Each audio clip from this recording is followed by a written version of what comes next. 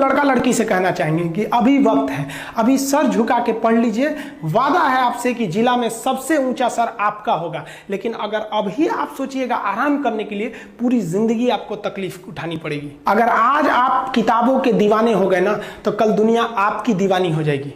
किसी dream girl के लिए ना अपने माँ बाप के ड्रीम को कभी नहीं छोड़ना चाहिए। आप लोग जो सोचते हैं ना इधर उधर, वो खुशी तो आप लोगों ने कभी देखा ही नहीं। कोई स्टूडेंट अभी तक खुशी नहीं देखा। हम आपको व्यक्तिगत बताते हैं। देखिए, खुशी कब मिलेगी आपको? जिस दिन आपको जॉब मिलेगा ना, और जो पहली सैलरी मिलेगी वो भी नहीं खुशी है।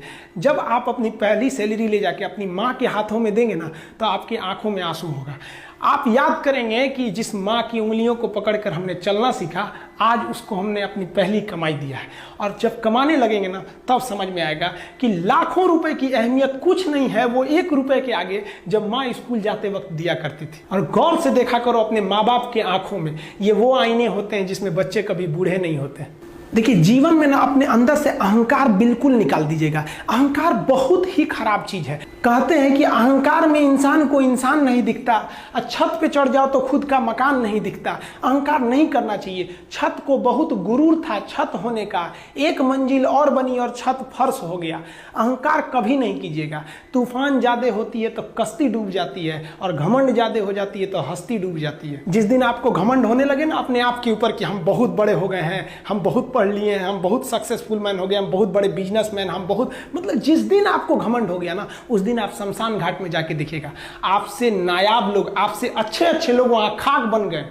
दुनिया में ना किसी से जलन नहीं रखनी चाहिए। देखिए, माचिस जो होता है ना दूसरे को जला देता है, लेकिन कभी माचिस को देखें वो खुद को भी जला लेता है। अतः अगर आप दूसरे की बुराई करेंगे, दूसरे के पीछे रहेंगे ना, तो इसमें आपका लॉस होगा। और अगर आपकी कोई बुराई कर रहा है ना, तो आपको खुश होना चाहिए कि आप आगे बढ़ रहे हैं। बुराई उसी का लोग करते हैं जो आगे बढ़ रहा होता है। जो पहले गिरा हुआ है उसकी लोग क्या बुराई करेंगे?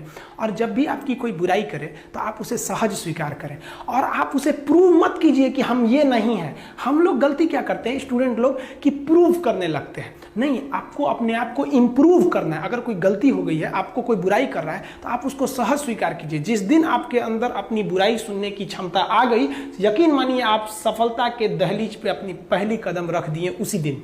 लोहा जो होता है ना, उसे कोई नहीं तोड़ सकता है, लेकिन उसी लोहे के अंदर का जो जंग लग जाता है ना, धीरे धीरे दीमक की तरह उस लोहे को खदड़ते जाता है। इसलिए अपने अंदर अहंकार को मत लाने दीजिएगा। लोग कहते हैं ना कि अहंकार बुरा है।